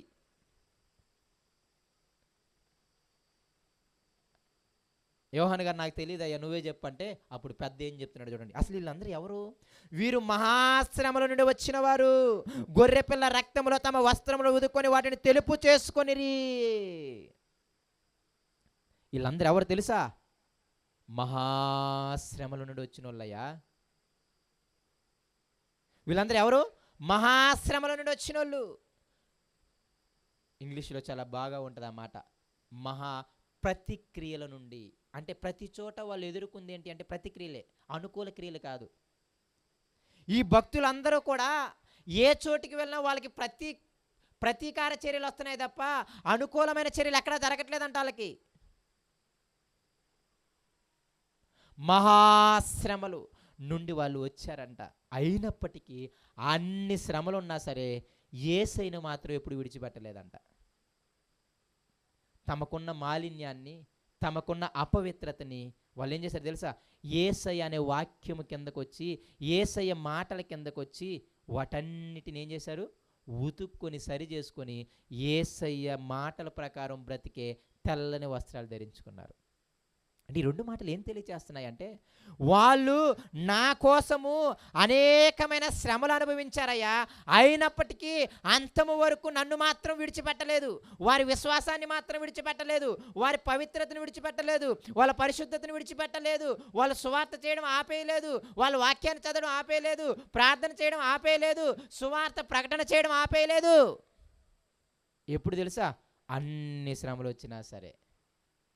అది ఆ గుంపు. ఎందుకు చెప్పండి? వాళ్ళలో ఒకరిని చూపించామంటాడు తెలుసా? ఇదిగో వీళ్ళు దేవుణ్ణి ప్రకటించాడు అని, అనేక మందిని కట్టాడు అని చెప్పి, ఇదిగో ఇతని రంపాలతో కోసి చంపేశారయ్యా. ఇదిగో ఏముంది ఏమని, ఇదిగో వాళ్ళ కుటుంబీకులే తోలేస్తే ఆమె కుటుంబీకుల నుండి బయటకు వచ్చేసి ఏం చేసింది? అయినప్పటికీ నన్ను విడిచిపెట్టకుండా నా గురించే బతికిందయ్యా. ఇదిగో వీళ్ళందరినీ తమ కులంలో నుండి లేకపోతే తన యొక్క స్థితిలో నుండి వెలివేస్తే వదిలిపెట్టేసి వచ్చి నా కోసం బ్రతికారయ్యా. ఇదిగో వీడు తన భార్యను విడిచిపెట్టి వచ్చాడు, తన భర్తను విడిచిపెట్టి, తన తల్లిదండ్రులను విడిచిపెట్టి, తన ధనాన్ని విడిచిపెట్టి, తన అధికారాన్ని విడిచిపెట్టి, ఇలా విడిచిపెట్టి వచ్చి వీళ్ళందరూ కూడా మహాశ్రమలు. నాకు తెలిసి యోహాను గారికి ఒక్కొక్కరిని చూపించుండొచ్చు. ఇదిగో మీ తమ్ముడే కదా శిరచ్ఛేదనం చేయబడింది, ఇదిగో ఏనే యాకోబు, ఆ యోహాను తమ్ముడే, తల నరికిన చంపిన యాకోబుని. అదిగో ఆ స్టెఫను చూపించి, ఇదిగో స్టెఫను గుర్తుపెట్టావా, రాళ్ళతో కూడా చంపబడ్డాడే. ఈ శ్రమ నుండి వచ్చాడు కాబట్టి ఎక్కడ ఆనందముతో ఉన్నాడు. కింద మీకు అర్థమవుతుంది. నీకు ఒక్కడికే శ్రమలు అనుకో మాకు, నువ్వు అక్కడవే బాధలో ఉన్నాననుకో మాకు. నేను ఒక్కడనే దేవుని గురించి ప్రకటించి, అనేక మందికి దేవుని గురించి ప్రకటించి, ఇదిగో నాకు ఈ శ్రమలు వచ్చాయి, నాకు తప్ప ఇంకెవరికి రాలేదనుకో మాకు. నీకంటే గొప్ప శ్రమలు, నీకంటే గొప్ప వేదనలు. అందుకే అక్కడ ఆడాడు మహాశ్రమలు. ఒక విధంగా మీరు చూస్తే యోహానే లగ్జరీగా బతికాడు 11 మందిలో. మిగతా 11 మంది పాప అందరూ ముందే చచ్చిపోయారు. అందరూ కూడా హతసాక్షులు అయ్యారు. ఎవరో ఒకరి తాచ చంపబడ్డారు. కానీ యోహాను ఒక్కడే. ఇది అయిపోయిన తర్వాత ఆ డొమిషన్ చక్రవర్తి చచ్చిపోతాడు, ఏరే చక్రవర్తి వస్తాడు, ఇతని విడుదల చేస్తాడు, చక్కగా ఎఫ్సి పట్టణానికి వెళ్ళిపోతాడు. చక్కగా సంఘం ఉన్నారు, చక్కగా ఆయనకి 2 శిష్యులు ఉన్నారు. ఆ 2 శిష్యులు ఆయన లేవలేని స్థితిలో కూడా చక్కగా ఆయన పట్టుకొని వచ్చి చక్కగా సంఘంలో కూర్చోబెట్టి వాక్యం చెప్పించుకునే వాళ్ళంట. అలా పరిచర్య చేసే వాళ్ళు ఉన్నారు. చక్కగా ఆయన చనిపోతే ఆ ఎఫ్సి పట్టణంలో చక్కగా సమాధి చేశారు. ఒక విధంగా మీరు చూస్తే మంచి జీవితం మిగతా వాళ్ళందరికంటే ఆయనే పొందాడు. కానీ ఆ పద్మాసు ద్వీపములో ఆ శ్రమలలో ఉన్న అతనిని ఆదరించటానికి ఇంకొంతమంది పరిశుద్ధుల యొక్క స్థితిని అతనికి తెలియచేస్తున్నాడు. ఆ పరిశుద్ధులందరూ కూడా మహాశ్రమల నుండి వచ్చారు, అయినప్పటికీ వారి విశ్వాసాన్ని వదులుకోలేదు. అందుకే యేసయ్య మొట్టమొదటి ప్రసంగంలో మొట్టమొదటిగా చెప్పిన మాట, నా నామం నిమిత్తం మీరు హింసింపబడాలి, నిందింపబడాలి, మీ మీద చెడ్డ మాటలల్లా పలకాలి, మిమ్మల్ని తోలేయాలి. అప్పుడు ఎక్కడ మీ ఫలం అధికమవుతుంది? పరలోకం. శిష్యులు ఏం బోధించారు? మీకు మేము రక్షణ మార్గాన్ని బోధిస్తామన్నారు తప్ప మేమే రక్షణ అని చెప్పలేదు. ఆడ వాళ్ళందరూ బాగా పరలోకాన్ని చూపించారు. ఈనాడు మనమే పరలోకాన్ని చూపించక రక్షణ అనగానే ఆస్తులు రావడం, రక్షణ అనగానే భర్త మారడం, రక్షణ అనగానే భార్య మారడం, రక్షణ అనగానే పిల్లలు మారడం, రక్షణ అనగానే ఇల్లు రావడం, రక్షణ అనగానే అప్పులు పోవడం. అసలు అవి రక్షణ కాదు. దేవుడు నీ మీద ప్రేమతో చేసిన ఉపకారం అంతే. ఎందుకు నేను అలా అంటున్నానంటే, రక్షణని మీరు చిన్నగా కుదించేయమాకండి. అది నా బాధ. రక్షణ అంటే చాలా గొప్పది. అది ఎవ్వడు ఇవ్వలేనిది ఒక యేసయ్య తప్ప. ఆ రక్షణ అనేది మనం సాధారణముగా చిన్న చిన్న వాటికి వాడటం అనేది అంత మంచిది కాదు. దాని వాల్యూ తగ్గిపోతుంది. ఓ రక్షింపబడ్డం అంటే ఇదిగో యేసయ్యని నమ్ముకున్న తర్వాత బాధలని పోవడం అని అర్థమైద్దాం వాడికి. రక్షింపబడ్డం అంటే దేవుని నమ్ముకున్న తర్వాత భూమి మీద సుఖంగా చచ్చిపోయేంత వరకు ఏ బాధ లేకుండా బతకడం అనిపిస్తుందేమో వాడికి. రక్షణ అనే పదాన్ని మీరు చిన్నది చేయమాకండి, అసలు వాడమాకండి. రక్షణ అనే పదం ఇబ్బంది ఏం లేదు. వాళ్ళందరూ కూడా రక్షణని చాలా గొప్పదిగా చూశారు. రక్షణ అంటే పరలోక సంబంధమైనది. రేపు నువ్వు నిజంగా పరలోకంలో కనబడితేనే అప్పుడు నీవు రక్షింపబడిన దానవు, రక్షింపబడిన వాడవు. వాళ్ళందరూ మిగతా వాటిని బట్టి స్తుతించారో లేదో కానీ పరిశుద్ధులందరూ స్తుతించిన ఏకైక మాట ఏంటి తెలుసా?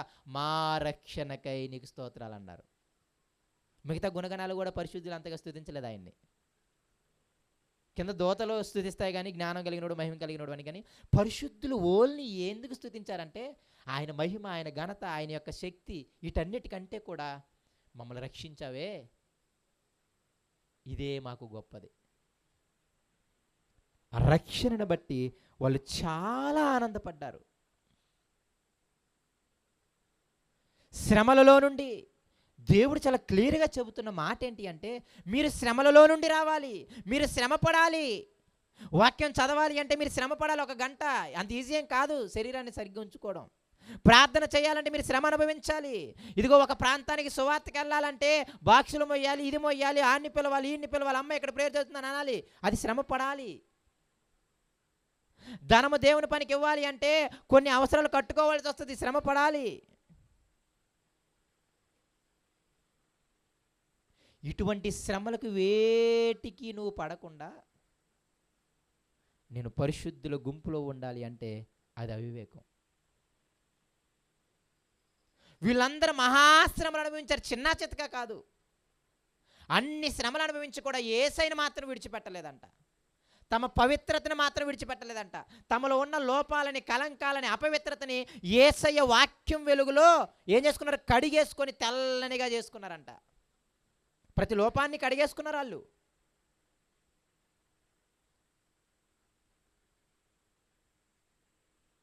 అంతే తప్ప ఇలా లేకపోతే భూమి మీద బతకలేం, కాబట్టి బూతు లేకపోతే భూమి మీద ఎలా బతుకుతాం, వాళ్ళందరూ వచ్చి నా మీద పడతారు, కొంచెం నోరు గట్టిగా ఉంటేనే వాళ్ళు సైలెంట్గా ఉంటారు, ఇదిగో మోసం చేయకుండా మనం ఎలా బతుకుతాం, అబద్ధాలు ఆడకుండా మనం ఎలా బతుకుతాం, అబద్ధాలు ఆడకపోతే వాళ్ళందరూ మనల్ని ఆడేసుకుంటారు. ఇవన్నీ కూడా నేనేమంటాను అంటే మీరు శ్రమలు అనుభవించకుండా క్రైస్తవుని ముసుగులో బతుకుతున్న విధానం.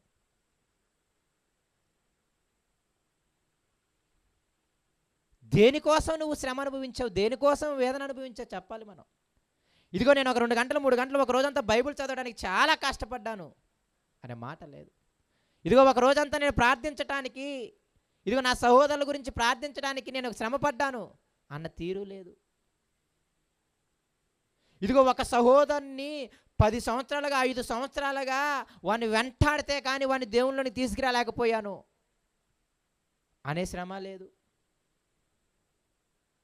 ఇదిగో సువార్త ప్రకటించడానికి ఇదిగో ఇట్లా ఇట్లా ఇట్లా ఇట్లా వర్షంలోనో వానలోనో సరిగ్గా లేకో, ట్రాన్స్పోర్టేషన్ లేకో, లేకపోతే మొయ్యలేకో, సరైన వసతులు లేకో ఆ ఊర్లో మీటింగ్ పెట్టి ఆడే పడుకొని ఉదయం వచ్చేసాము, ఆ రోడ్డు మీద పడుకున్నాము, ఆ పట్టాలు కప్పుకొని పడుకున్నాము అనే సాక్ష్యాలు ఇప్పుడు కరువు అయిపోతాయి. శ్రమలు అనేవి పోయాయి. చాలా కష్టమైపోతుంది. మీరు ఆలోచించండి, మహాశ్రమల నుండి వచ్చిన వాళ్ళందరూ అయినప్పటికీ తమ విశ్వాసాన్ని మాత్రం వాళ్ళు విడిచిపెట్టలేదంట. రక్షణ పరలోకానికి సంబంధించింది. రక్షింపబడడం అంటే ఆ నరకాన్ని తప్పించుకోవడం. రక్షింపబడడం అంటే నీ పాపాలని క్షమించి వేసే అధికారం ఉన్న వ్యక్తి దగ్గరికి చేరటం.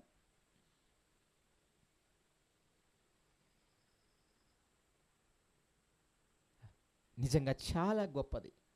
ఇలాగ వాళ్ళు శ్రమలలో కూడా భూమి మీద అన్ని సంవత్సరాల శ్రమల్లో కూడా వాళ్ళు దేవుని విడిచిపెట్టలేదు కదా. అందువలన వారికి కలిగిన భాగ్యం చెప్తున్నాడు చూడండి. అందువలన 15వ వచనము, అందువలన ఎందువలన ఎన్ని శ్రమలు వచ్చినా ఎన్ని ఇబ్బందులు వచ్చినా సరే వాళ్ళు మాత్రం తమ పవిత్రతని పరిశుద్ధతని మాత్రం విడిచిపెట్టకుండా విశ్వాసాన్ని అంతం వరకు కొనసాగారే. గొర్రెపిల్ల రక్తంలో తమ వస్త్రాలను తెల్లని చేసుకున్నారే.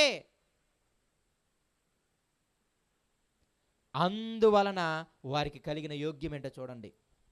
వారందరూ ఎవరు?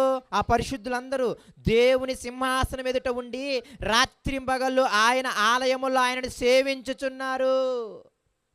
ఎంతకంటే ధన్యత భూమి మీద ఏది లేదు.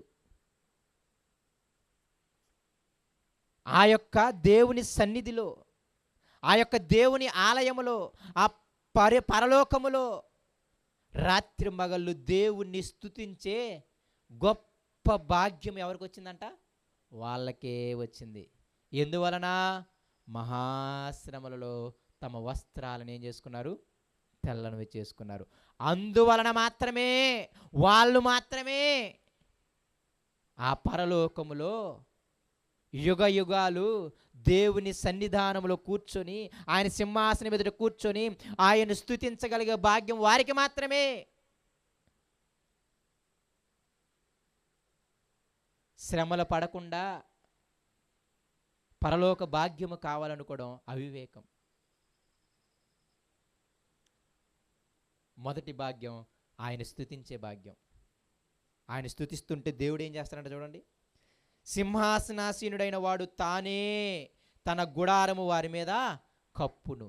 తన గుడారం అంటే షెల్టర్ అనమాట. ఆయనే షెల్టర్ ఇస్తాడంట. చక్కగా షెల్టర్ అంటే అర్థం ఏంటి? పలానా రోజు విజయవాడ వెళ్ళినప్పుడు ఆ ఒక్కరోజు రాయుడని నాకు షెల్టర్ ఇచ్చారంటారు చూసారు. అంటే అర్థం ఏంటి? కాపాడటం అని అర్థం, సహాయం చేయడం అని అర్థం. ఇప్పుడు షెల్టర్ ఎవరు ఇస్తున్నారు? దేవుడు వాళ్ళకి షెల్టర్ ఇస్తాడంట. దేవుడు ఎప్పుడు వాళ్ళని కాపాడతాడంట. ఎలా షెల్టర్ ఇస్తాడు తెలుసా? కింద చూడండి ఏమంటాడో, వారికి ఇక మీదట ఆకలి అయినను దాహం అయినను ఉండదు, సూర్యుని ఎండ అయినను ఏ వడగాలి అయిన వారికి తగలదు. ఈ భూమి మీదేరా శ్రమలు. ఇప్పుడు నా దగ్గరికి వచ్చేసారుగా, నా దగ్గర ఉన్నారుగా వాళ్ళు, కాబట్టి వాళ్ళకి ఏముండవంట? ఏ ఆకలి ఉండదు, ఏ బాధ ఉండదు, ఏ గొడవలు ఉండవు, ఏ ఇబ్బందులు ఉండవు, ఏ బాధలు ఉండవు. వాళ్ళందరినీ నేను నా ఇంటిలో చక్కగా కాపాడుతాను. ఎందుకు బాధ ఉండదు తెలుసా?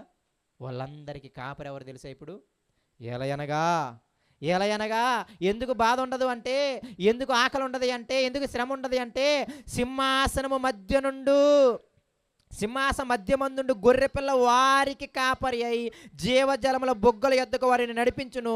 దేవుడే వారి కన్నుల ప్రతి బాష్ప బిందువును తుడిచివేయును. యేసయ్యే కాపరిగా ఉంటే ఇంకెందుకు బాధ చెప్పండి? అంతేనే కదా. భూమి మీద మనుషులు కాపర్లుగా ఉన్నారు కాబట్టి మీకు బాధ. వీడు మంచోడ చెడ్డోడని కనుక్కోవడానికి మీ జీవితం అయిపోద్ది. అవునా కదా? కానీ యేసయ్య మంచి కాపరి.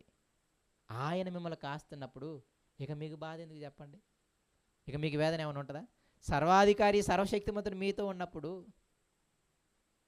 అప్పుడప్పుడు అనిపిస్తుంటుంది, యేసయ్య భూమి మీద లేడు కాబట్టి, పరలోకంలో ఉన్నాడు కాబట్టి, అయ్యా నా భర్తని మార్చు, నా భార్యను మార్చని అడుక్కుంటున్నాంలే. కానీ యేసయ్య నీ ఇంట్లో ఉంటే, అందుకే యేసయ్యతో ఉన్నప్పుడు యోహాను శిష్యులు ఒక ప్రశ్న అడుగుతారు. అవునా కదా? పరిసయ్యులు సద్దుకులు ఒక ప్రశ్న అడుగుతారు. ఏంటయ్యా పరిసయ్యులు సద్దుకులు అడిగే ప్రశ్న ఏంటి తెలుసా? యోహాను శిష్యులు తరచుగా ఉపవాసం చేస్తున్నారు కానీ నీ శిష్యులు ఎందుకు ఉపవాసం చేయరు? ఎందుకు ఆకలి దప్పులు ఉండి ఎందుకు అడగరు? దేవుని ఎందుకు ఉపవాసం ఉండడం అంటే అర్థం ఏంటి? ఉపవాసం ఏం చేస్తారు? దేవుని అడుక్కుంటారు, దేవా సహాయం చేయండి, లేకపోతే ఇది చేయి అది చేయని. అవునా కదా? మరి ఎందుకయ్యా ఉపవాసం చేయరని అంటే ఆయన అన్న మాట ఏంటి తెలుసా? పెళ్లి కుమారుడు వాళ్ళతో ఉంటే ఎవడన్నా ఉపవాసం చేస్తాడా? నేను వెళ్ళిపోయిన తర్వాత మళ్ళీ చేస్తారు, అప్పుడు అడుక్కోవాలి తప్పదు. ఎందుకు? ఆయన ఆడ ఉంటాడు, నేను ఏడ ఉంటాను. ఇక డైరెక్ట్గా దేవుని సింహాసనం ఎదుట మనం కూర్చున్నప్పుడు, ఆ గొర్రె పిల్లే మనకి కాపరిగా ఉన్నప్పుడు, దేవుడే మనకి షెల్టర్ ఇచ్చినప్పుడు ఇంకా అక్కడే బాధ ఉంటుంది చెప్పండి?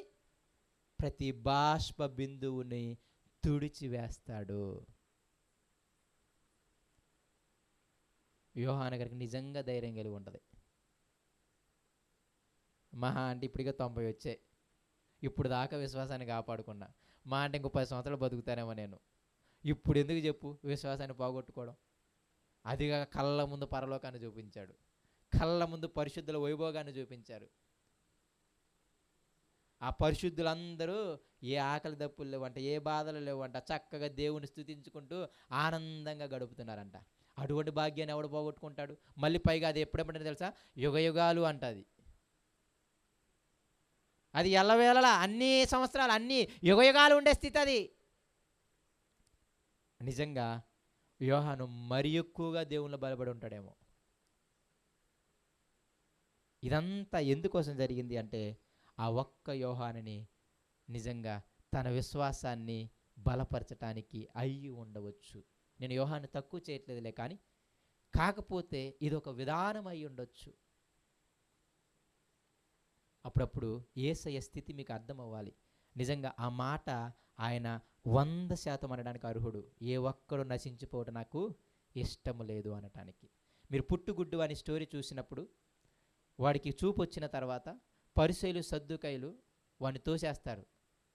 అరే నీకు చూపించింది ఎవరు? యేసయ్య అంటే, యేసయ్య కాదు అని చెప్పు, అసలు ఆయన దేవుడు కాదురా బాబు, నువ్వేదో దేవుడు అనుకుంటున్నావంటే గట్టిగా అంటాడనమాట. ఎక్కడన్నా పాపులు మనం దేవుడు ఆలకిస్తాడా? ఆలకించడు కదా. నీతిమంతులు మనవి ఆయన ఆలకిస్తాడా లేదా?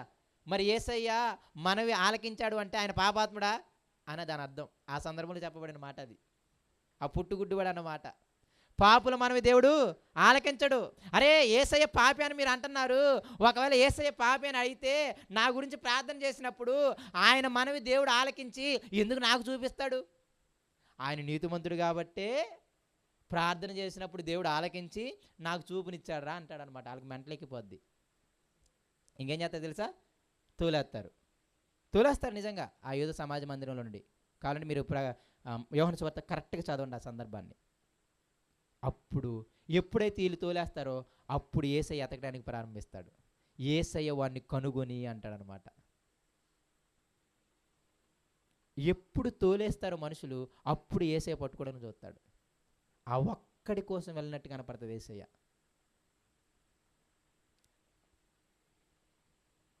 నిజంగా బైబిల్లో కొన్ని సందర్భాలు చూస్తున్నప్పుడు, దేవుడి యొక్క క్యారెక్టర్ అర్థమవుతున్నప్పుడు, ఏ ఒక్కడు నశించిపోవడం ఆయనకి ఇష్టం లేదు అనే మాట 100కి 100% నిజము. దానికోసం ఆయన తాపత్రయపడడం, ఆయన పని చేయటం 100కి 200% నిజం.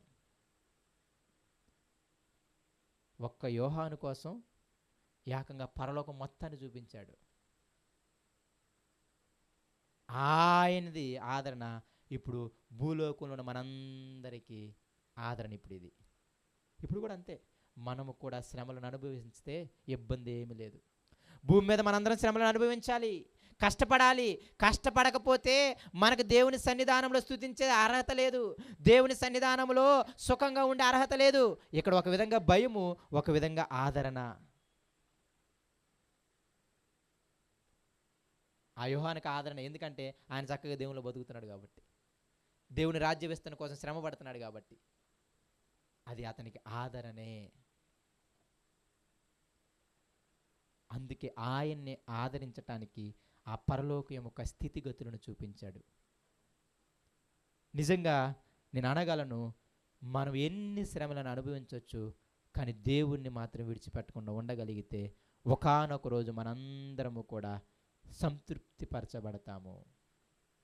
మనందరి ప్రతి బాష్ప బిందువు దేవుడు ఏం చేస్తాడు? తుడిచివేస్తాడు.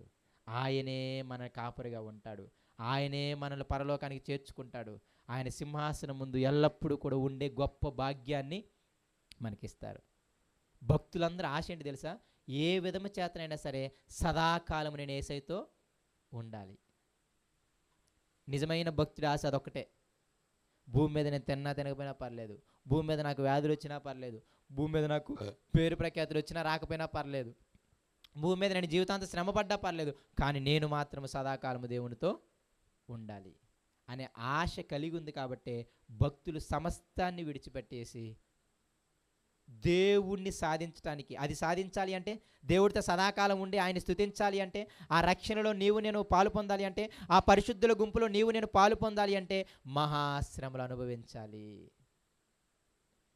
దేవుని రాజ్య విస్తరణలో మహాశ్రమలు అనుభవించి మన యొక్క వస్త్రాలని తెల్లనగా ఉతుక్కోవాలి. మనలో ఉన్న లోపాలను సరిచేసుకుంటూ, మన లోపల ఉన్న పాపాలను సరిచేసుకుంటూ యేసయ్యలో సరిచేసుకోవాలన్నమాట. శ్రమలు పడాలి, సరి చేసుకుంటూనే ఉండాలి. కానీ యేసయ్యను మాత్రం విడిచిపెట్టకూడదు సుమా. వాళ్ళకి మాత్రమే ఈ భాగ్యం. కాబట్టి దయచేసి దేవుని కోసం శ్రమ పడడానికి ప్రయత్నం చేయండి. శ్రమలు అనుభవించండి. మీ సొంత పనుల వల్ల శ్రమలు కాదు నా ఉద్దేశం. దేవుని పనిలో శ్రమను అనుభవించండి. దేవుని పనిలో శ్రమను అనుభవించండి. వాక్యం చదవడానికి శ్రమ పడండి, ప్రార్థన చేయడానికి శ్రమ పడండి, మందిరానికి రావటానికి శ్రమ పడండి, సువార్త చేయడానికి శ్రమ పడండి, ఇదిగో ఎదుటి వారికి సహాయం చేయడానికి శ్రమ పడండి. ఎంతమంది ఎన్ని మాటలు అన్నా సరే యేసయ్యని, ఆయన యొక్క క్యారెక్టర్ని మాత్రం ఎప్పుడు లూజ్ అవ్వమాకండి. ఒకానొక రోజు మనందరికీ ఒక ధన్యత ఉంది. ఆ పరిశుద్ధుల గుంపులో నీవు నేను కూడా ఉండాలి. ఖర్జూరపు మట్టలు పట్టుకుని దేవుణ్ణి ఆనందముతో స్తుతించగలగాలి. కాబట్టి దయచేసి ఆ యోహాను గారిని ఆదరించాడు. ఈ మాటలు చెప్పడం ఈ మాటలు రాసి ఇప్పుడు మనకు అందించడం మనకు ఉద్దేశం ఏంటి అంటే, నిన్ను నన్ను కూడా ఆదరిస్తాడు. కాబట్టి వీటికి భయపడమాకండి, వీటికి జడేయమాకండి. రాబోయే కాలం చాలా మంచి కాలం, భూమి మీద కాలం కాదు. చనిపోయిన తర్వాత కాలం చక్కగా దేవుడితో ఉంటాం. మరి అది మీరు ధన్యతగా ఫీల్ అవుతున్నారో నాకు తెలియదు. రాత్రింబగళ్ళు ఆయన ఆలయములో ఆయన స్తుతించటమే గొప్ప ధన్యత. దానికోసమే భక్తులందరూ ప్రయాసపడింది. ఆ భాగ్యము ఎవరికి అంటే మహాశ్రమలలో ఉన్నవారికే. ఆయన రాజ్య విస్తరణ కోసం శ్రమలు అనుభవించిన వారికే. అందువలన ఆ కండిషన్ మాత్రం ఎప్పుడు మర్చిపోమాకండి. శ్రమలలో గొర్రెపిల్ల రక్తములో తమ వస్త్రాలని తెల్లనివి చేసుకున్నారు. అందువలన వారు ఆయన సన్నిధానంలో సదాకాలం ఉన్నారు. కాబట్టి దయచేసి ఆదరించబడండి. ఒకవేళ మీరు నిజంగా దేవుని రాజ్య విస్తరణలో శ్రమ పడకపోతే భయం కూడా పడండి. నిజంగా మీరు దేవుని పనిలో శ్రమ పడుతుంటే మీరందరూ ఆదరించబడండి. రేపు మనకి దేవుడు ఆదరణిస్తాడు. మన ప్రతి బాష్ప బిందువు తీసేస్తాడు. ఈరోజు ఆకలికి చావచ్చేమో, పరలోకంలో ఆకలి దప్పులు ఏమి ఉండవు. ఈరోజు దాహానికి చావచ్చేమో, పరలోకంలో దాహం ఏముండదు. ఈరోజు ఆరోగ్యానికి చావచ్చేమో, కానీ పరలోకంలో అనారోగ్యాలు ఏముండవు. అది ఆదరణ. దాన్ని మనసులో పెట్టుకొని ఇప్పుడు శ్రమ పడండి, ఇప్పుడు కష్టపడండి. ఒకవేళ అసలు మీరు దేవుని కోసమే శ్రమ పడకపోతే, నేను మళ్ళీ చెబుతున్నాను, మనంత దౌర్భాగ్యులు భూమి మీద ఎవరు ఉండరు. భయపడండి. దేవుడు చిన్న మళ్ళీ దీవించిన కాక కళ్ళు మూసుకుంటూ ప్రార్థన చేసుకుందాం. పరిశుద్ధుడా, ప్రేమ కలిగిన మా తండ్రి, నీకు వందనాలు, నీకు స్తోత్రాలు. దేవా, ఏ ఒక్క వ్యక్తి నశించిపోవడం నీకు ఇష్టం లేదని మాకు అర్థమవుతుంది నాయన. నీ మాట నమ్మదగిన మాట. నీ మాట నిజంగా తండ్రి ఎప్పుడు తప్పని దేవుడవు నాయన. నీవు నిజంగా తండ్రి ఒక్కరు కూడా నశించిపోకూడదు అని ఆ యోహాను గారి కోసము పరలోకాన్నే చూపించిన గొప్ప దేవుడవు. ఆ పుట్టుగుడ్డువాని కోసము యేసయ్య ఎతుక్కుంటూ వెళ్ళే అంత గొప్ప కనికరము కలిగిన దేవుడవు. నిజంగా తండ్రి ఆ సమరయ స్త్రీ ఒక్కదాన్ని రక్షించడం కోసం వెళ్ళిన దేవుడవు. ఆ యొక్క తండ్రి నాయన, మరి సమాధుల దగ్గరున్న ఆ ఒక్క వ్యక్తి, ఆ దెయ్యములు పట్టిన ఆ ఒక్క వ్యక్తిని రక్షించటానికి వెళ్ళిన దేవుడవు. ఇవన్నీ మాకు అర్థమవుతున్నాయి నాయన. నిజంగా నీ కోసం మేము బ్రతకగలిగితే, నిజంగా నీ పనిలో మేము శ్రమలు అనుభవించగలిగితే మమ్మల్ని ఎప్పుడు నువ్వు విడిచిపెట్టవు నాయన. ప్రస్తుతానికి ఈ అధికారులది అధికారం అనిపిస్తుంది, ధనం ఉన్నవారిదే రాజ్యం అనిపిస్తుంది, ధనం ఉన్నవారే రాజ్యాన్ని ఏలుతున్నారు అనిపిస్తుంది. నిజమే ప్రభువా, కానీ నాయన ఎల్లవేళలా సర్వాధికారం నీదే ప్రభువా. అది భూతకాలంలో కావచ్చు, వర్తమాన కాలంలో కావచ్చు, రేపు భవిష్యత్ కాలంలో కావచ్చు, సమస్త అధికారము నీదే నాయన. నువ్వు మమ్మల్ని చూస్తున్నావు, మా బాధని అర్థం చేసుకుంటున్న దేవుడవు నాయన. మాకంటే ఎక్కువ శ్రమలు అనుభవించిన వారు చాలామంది ఉన్నారు ప్రభువా. తమ ప్రాణాలని దారపోసిన వాళ్ళు ఉన్నారు నాయన. వాళ్ళందరిని చూసి మాకు సిగ్గు కలగాలి ప్రభువా. నిజంగా దయచేసి నాయన, ఆ పరిశుద్ధుల గుంపులకు వెళ్ళిన తర్వాత మాకు సిగ్గు వస్తుందేమో ప్రభువా. అయ్యో, నేను ఏమిలాగా కష్టపడలేకపోయానే, ఏనుకున్నంత విశ్వాసం నాకు లేకుండా పోయిందే, ఈయన పడినంత శ్రమ నేను పడలేకుండా పోయానే అని నిజంగా ఆ పరిశుద్ధులను చూచినప్పుడు మాకు అసహ్యం కలుగుతుందేమో తండ్రి, మా మీద, మా జీవితాల మీద. దయచేసి అటువంటి స్థితికి మేము లేకుండా మమ్మల్ని చూసి ఒకరు గర్వపడే విధంగా తండ్రి ఈ భూమి మీద శ్రమ పడటానికి మాకు సహాయం చేయండి. రక్షణ అంటే ఏంటో అర్థం చేయించండి నాయన. నీ రక్షణని చిన్నదిగా చూడక, రక్షణని ప్రతి చిన్నదానికి ఆపాదించక, రక్షణ కేవలము నీకు మాత్రమే చెందింది నాయన. దయచేసి మమ్మల్ని అందరినీ ఆదరించండి. ఈ భూమి మీద శ్రమలు అనుభవించవచ్చేమో, బాధలు అనుభవించవచ్చేమో, లేమిని అనుభవించవచ్చేమో, అనారోగ్యాలు అనుభవించవచ్చేమో, కానీ ఎవ్వరము బాధపడక, వీటి ద్వారా నీ రాజ్య విస్తరణని ఆపక, శ్రమలలోనే నాయన మా వస్త్రాలని తెల్లనివి చేసుకోవడం మాకు నేర్పించండి. మీరే సహాయం చేయండి. ఆదరణ లేని వారికి ఈ మాటలు ఆదరించండి. శ్రమల్లో ఉన్న వారికి ఈ మాటల ద్వారా మీరు ఆదరించండి.